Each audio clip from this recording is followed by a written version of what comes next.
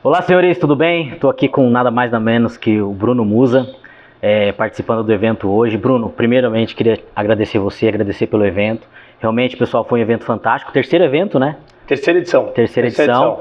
E você não pode perder a quarta, porque realmente o evento foi fantástico. Foi um dia assim, de muita informação. Realmente é um diferencial aí nas nossas vidas. Ô Bruno, eu queria, dentro de todo esse escopo aí que você...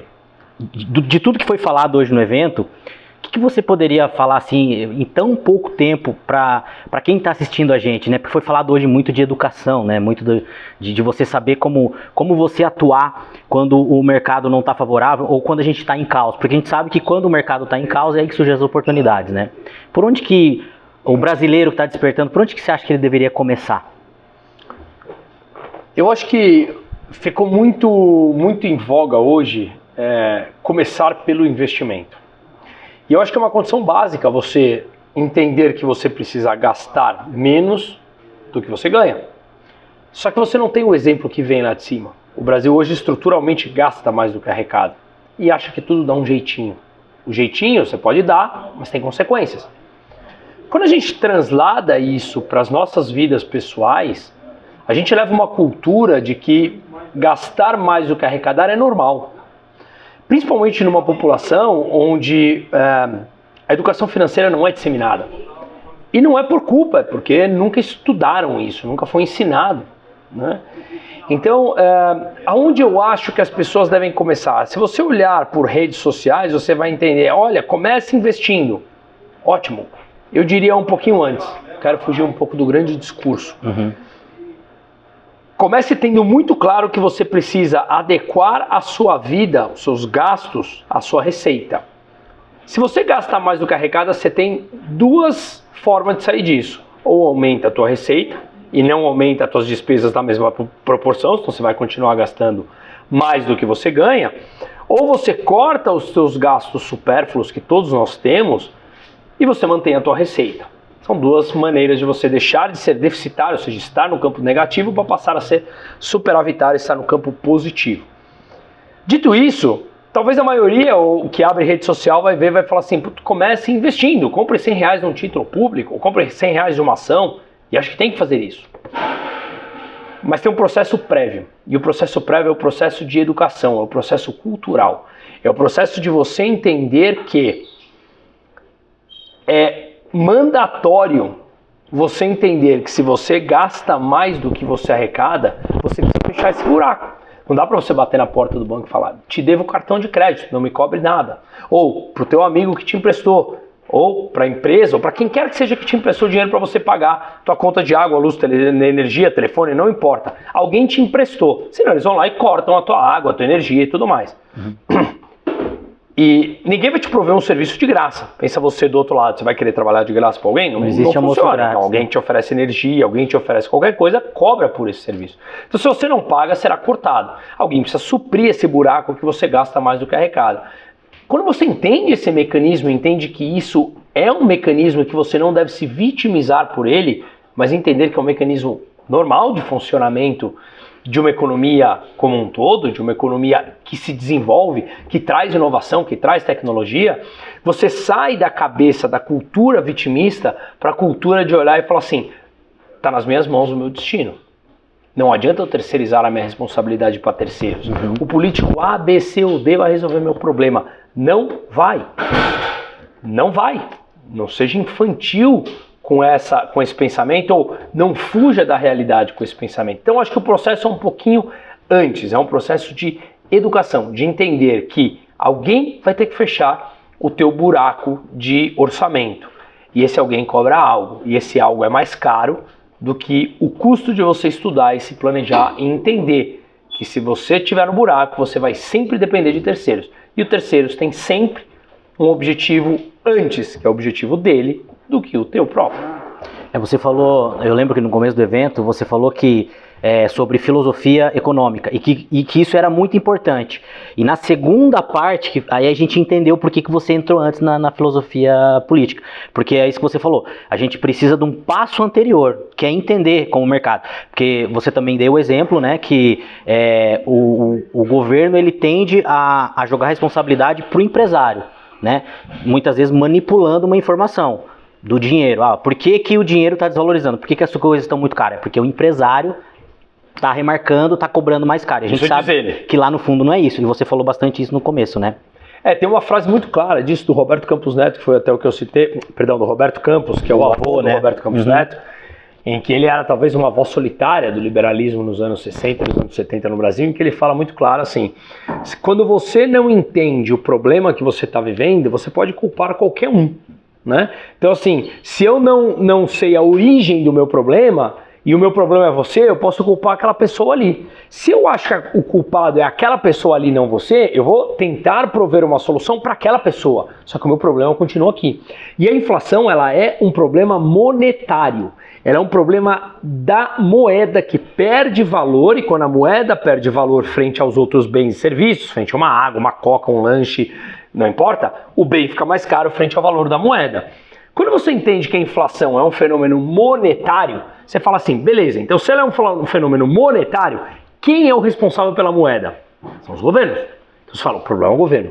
Só que o governo vai olhar e falar assim, não, o culpado é o empresário malvadão que sobe os preços. Por que ele sobe o preço? Se ele simplesmente sobe o preço e a concorrência não subisse, todo mundo vai para a concorrência e não vai para ele. Por que todos subiram? A concorrência subiu. Todos combinaram. Não sejamos ingênuos, gente. Quantos botecos tem em São Paulo? Milhões. Os milhões sentaram numa mesa? Os milhões de empresários malvadões do boteco sentaram numa mesa e falaram, vamos subir o preço do misto quente?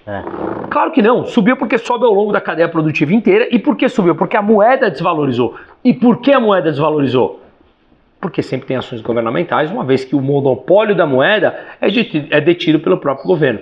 Enquanto nós não entendermos o fenômeno, a gente vai continuar culpando o errado por um problema. E você nunca vai prover as soluções. Mas os políticos populistas aparecerão para falar, fique tranquilo, a culpa é do outro e não minha. Eu tô aqui para te salvar porque eu quero o seu bem. Caiu na arapuca e você está preso a eles. E isso que você fala também tem muito a ver com o que o governo atual fala muito. Porque o mercado é muito nervosinho, o mercado é muito isso, o mercado é muito aquilo. E a gente fala, principalmente o pessoal lá na rádio, a gente fala que assim, cara, você gostando ou não gostando de economia, a música que você vai dançar é a música que eles estão ditando lá em cima. Né? Então, queria que você falasse um pouquinho da importância hoje do empresário. A gente trabalha muito, conversa muito com o empresário, todo dia trabalhando com o empresário, e muitas vezes o cara não tá nem aí para a cotação do dólar, para onde que a economia tá indo. Ele fala, mas eu sempre tive que trabalhar. Eu escuto muito isso. Entra governo e sai governo, mas eu sempre tive que trabalhar do mesmo jeito. Mas a gente chegou num ponto crucial que ou a gente entende do negócio e começa a fazer diferente, ou a gente vai acabar onde alguns países acabaram, correto isso? E na verdade, o empresário tem um... Cara, assim, vamos lá. Essa divisão entre empresário, entre empregador e empregado, foi criado de uma maneira estratégica para dividir a sociedade. O empregado precisa do empregador, assim como o empregador precisa do empregado. O empregador é aquele cara que aceitou colocar o dinheiro na frente, tomar um risco. Para isso ele precisa contratar pessoas para que ele produza produtos ou serviços para serem ofertados por um amplo conjunto da sociedade.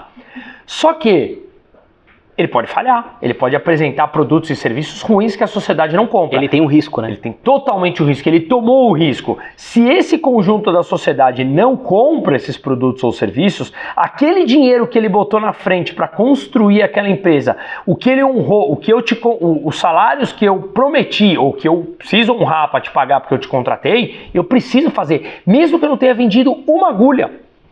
Já o empregador que não tomou esse risco, isso não é demérito nenhum, são perfis. A minha mulher fala muito isso. Eu sou empreendedor, ela fala, eu não tenho esse perfil que você tem. Tá bom? A gente se complementa. Ótimo. A gente se dá super bem como uma empresa dentro de casa, né? Como marido e mulher, como amigos e como uma empresa dentro de casa. A gente se complementa, assim como numa empresa. O empregador e o empregado. Às vezes o empregador tem esse risco que corre dentro dessa vontade de tomar risco dentro dele que o empregado não tem. Às vezes o empregador tem o capital e não quer tomar o risco, ele empresta para terceiros que quer tomar esse risco. Todo mundo precisa de todo mundo. É como se fosse um mecanismo que gira junto. Uma engrenagem. Mas é claro, nessa engrenagem, o governo vem e fala, não, um não gosta do outro. Esse aqui, malvadão, só que é o mal do empregado. Eu dividi para conquistar. Para conquistar, porque ele aparece como salvador aqui em cima e fala, deixa que eu te salvo do malvadão. E aí você vai caindo nessa arapuca. Então a importância do empresário, assim como do empregado, ela é total. ela funciona nessa engrenagem para prover produtos e serviços de qualidade a um amplo leque de pessoas naquela sociedade em questão. Então isso é um discurso que ficou parado no discurso marxista e a gente continua ouvindo até hoje. Graças a talvez ao advento da internet, a massificação da informação, a descentralização da informação, canais como essa entrevista, permite que o evento como o de hoje, permite que essa informação corra e pessoas que sempre pensaram de uma determinada maneira, não porque são maldosos, muitas vezes são bem intencionados, mas é aquilo que eles foram ensinados. E não foram ensinados a pensar fora da caixa. Eles acreditavam naquilo. E às vezes eles ouvem essa informação e falam, o que esse cara falou tem um sentido, hein? Acho que não é bem assim, não. Pô, todo empresário é malvadão? Cara, não, pera lá, o cara que me emprega, ele é gente boa, cara. Ele é legal. E o outro fala, pô, o cara que trabalha pra mim, o cara é gente boa pra caramba. Pô, acho que não é bem assim que acontece na vida real, né? Como aquele exemplo fantástico que você deu hoje dos 6 garotos lá do Instituto Mises lá, que eram de esquerda e por causa do Brasil Paralelo, acabaram despertando e estavam num evento do Instituto Mises, Instituto Libertário. E a gente estava com 35 jovens, 6 deles, ou seja, quase 20%, tinham dito que eram de esquerda até 6 meses. E que tinham mudado graças a conteúdos da Brasil Paralelo. Graças ao Instituto Mises, a gente viu que é capaz de você não fazer com que a pessoa pense como você, mas fazer com que ela deite no travesseiro com uma pulguinha atrás da orelha e olhe e fala, vou pesquisar sobre esse tema. E quando ele pesquisa sobre esse tema, meu irmão, aí ele entrou num mundo desconhecido de busca pelo conhecimento que ele não para mais. E quando ele não para mais, ferrou pro outro lado. O próprio Lula falou há pouco tempo, quem estuda não vota no PT. Não vota no PT, é isso aí mesmo, quem tem instrução. Show de bola. Musa, muito obrigado pelo bate-papo aí, e queria que você deixasse aí o teu contato, sei que muita gente conhece, né, você é um cara aí bem exposto aí, traz muito conteúdo, mas quem quiser te seguir, conhecer essa parte tua que é muito legal, que é a parte realmente do ensino, né, que é o que vai mudar o país, né, a longo prazo é o que vai mudar o país. Se você puder deixar um recado pro pessoal lá da região de Cascavel também, lá do pessoal da rádio, e também os teus contatos aí, pessoal, te seguir. Obrigado pessoal, é super importante. Hoje eu fiquei muito feliz nessa terceira edição, tinha gente de todos os lugares. Muito bacana. Pô, tinha gente de Belo Horizonte, tinha gente de Goiás, tinha vocês de Cascavel, tinha gente do Rio de Janeiro, tinha gente do interior de São Paulo. Pô, é muito gratificante você ver isso, porque é uma luta por um ideal lá na frente, por uma tentativa de, antes de abandonar o país, falar, eu lutei, e meus filhos, eu tenho uma filha de 3 anos e meio e um moleque de 9 meses, eles olharem no mínimo e falaram assim, meu pai tentou. Então eu acho que esse é o caminho, é isso que meus pais me ensinaram. Então é muito gratificante ver pessoas de todos os lados aqui. Obrigado você por ter vindo de lá, obrigado a todos que estão nos escutando. Bacana, aí de Cascavel e toda a região. Pô, meu verdadeiro muito obrigado mesmo. Minhas redes você me acha, Bruno Musa, Musa M-U-S-A, acho que dá pra ver aqui, né, Musa M-U-S-A, Bruno _ Musa é o Instagram, Bruno Musa é o YouTube, que é o principal, onde eu faço análises mais profundas, eu faço programa na Revista Oeste uma vez por semana, enfim, faço vídeo todos os dias no meu canal. Então, de novo, eu acho que disseminar esse tipo de informação é extremamente importante, é muito gratificante ver isso. Você vê no final do dia aqui que o Paulo Figueiredo entrou e falou com a gente. Muito bacana. Pô, num grupo relativamente pequeno que a gente estava aqui hoje, tivemos o quê? 50 e poucas, 60 pessoas no total. Ele falar direto dos Estados Unidos, alguém que está sofrendo tamanha... Isso sim, opressão de um Estado, perseguição completamente, passaportes retidos, dinheiro retido, né, de um Estado brasileiro duro hoje, né, para não dizer outra palavra. Então é muito gratificante ter vocês por aqui. Então muito obrigado mesmo. E eu acho que, só para finalizar, eu acho que as pessoas no Brasil, a gente tem um conceito que, na minha opinião, é muito errado. E um dos grandes problemas do Brasil é a forma como a elite brasileira, na minha cabeça, a grande parte, tá? Eu não gosto de coletivização, obviamente quem me acompanha sabe, não gosto de generalizar a coisa, mas grande parte da elite brasileira acha que uma vez que você ou ganhou dinheiro ou tem isso, não sei o que, você pode estar num determinado grau ali de pedestal e subir lá. Sabe o cara que chega com um carro legal e quer parar na frente do restaurante? O cara que quer furar a fila? E por que eu tô falando isso? Porque grande parte das pessoas, quando ou me reconhece na rua ou vem falar comigo, fala, pô, mas você tá me dando o teu telefone pessoal, você tá falando com... Por que não? Se a gente tá numa luta pela educação, por que não? A gente precisa, todos nós precisamos nos unir para darmos agora de verdade as mãos e falar, cara, vamos junto disseminar uma informação, né? Então, eu acho que esse é o recado, não, no fundo, para terminar, medo gera medo e coragem estimula coragem. É isso aí. E a gente está num momento que o Brasil está num momento extremamente perigoso, eu não estou falando só econômico você traz uma crise severa depois, às custas muito duras, mas o ciclo econômico acaba mudando, enfim, mas você estraga uma geração, às vezes, pega a Argentina, você estraga uma geração, mas institucionalmente nós estamos num momento muito triste e muito perigoso no Brasil. Muito perigoso no Brasil. Se nós não tivermos coragem, pode ser tarde demais para pedir para os nossos filhos terem coragem. É isso aí. A gente precisa realmente ter esse espírito de luta, né? A gente tá aqui, é o nosso país, a gente ama essa terra e a gente não pode desistir, né? Cara, o amor à terra realmente ele é um conceito interessante de ser discutido, né? Você ama...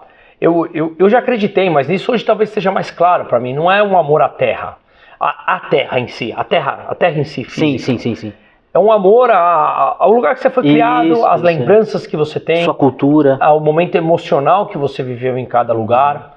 A levar os teus filhos no lugar que você levava quando você era criança. Ao reviver aqueles lugares. Ao chegar com o teu filho num lugar e falar, papai vinha aqui quando eu era pequeno e agora eu estou com você no meu colo. Essa é a terra. Não é a terra em si. Isso, são as lembranças, chão, né? Não é o chão. São as lembranças. É o ambiente, né? Você pega, por exemplo, Schopenhauer falava muito disso, né? Que a realidade nossa, ela é filtrada através dos nossos principais sentidos, dos nossos 5 sentidos. Então, talvez uma realidade para você, por exemplo, eu tenho uma casa no interior aqui de São Paulo que eu quase choro quando eu vou com os meus filhos para lá, né? Que eu tenho casa lá desde 86, eu sou de 82. Quando eu tô com os meus filhos lá e com os meus pais e não sei o que, é muito incrível. Você vai falar, pô, mas é o lugar mais lindo do mundo? Não, mas para mim, com tudo, que eu cresci lá com os meus amigos, eu me vejo de criança brincando e agora minha filha brincando no mesmo parquinho que eu brincava, isso é extremamente emocionante. Eu te levo lá, para você vai ser um lugar legal, ok, mas passou. Então a gente filtra de acordo com os nossos sentidos, e a terra que você fala de amar, na minha concepção, é essa. Isso. E é esse lugar que eu não quero abandonar.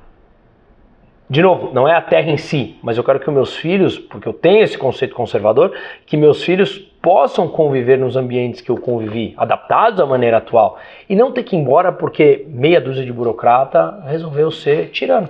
É isso aí. Muzar, brigadão pelo papo, parabéns pelo evento. Obrigado a você por ter vindo, gente. Obrigado a todo mundo, foi um prazer imenso, de verdade. Obrigado por ter se deslocado até lá. Valeu, gente, um abraço, valeu.